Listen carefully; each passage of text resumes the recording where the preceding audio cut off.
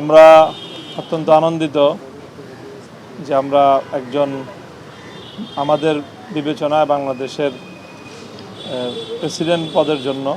সবচেয়ে যোগ্য একজন ব্যক্তিকে আমরা নির্বাচন মনোনয়ন দিতে পেরেছি। আমরা 11 দলের পক্ষ থেকে সম্মিলিতভাবে বাংলাদেশের মহান মুক্তিযুদ্ধ 71-এর রণাঙ্গনের বীর যোদ্ধা,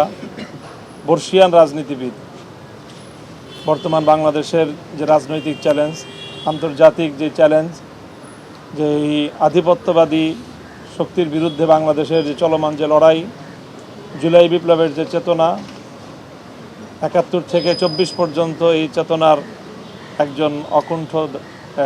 একজন বলিষ্ঠ ধারক যোদ্ধা, আমরা ওনাকে প্রেসিডেন্ট পদের জন্য প্রার্থী নির্বাচন করেছি। আমি আশা করব যে আমাদের 11 দলের বাইরেও, এমনকি বিএনপিরও যারা দেশকে ভালোবাসবেন, দেশপ্রেমিক, তারাও আমাদের এই প্রার্থীর যোগ্যতার কথা এবং তার অগ্রগণ্যতার কথা তারা অকপটে স্বীকার করবেন এবং সেই হিসাবে আমরা প্রত্যাশা রাখি যে উনি ইনশাআল্লাহ প্রেসিডেন্ট নির্বাচিত হয়ে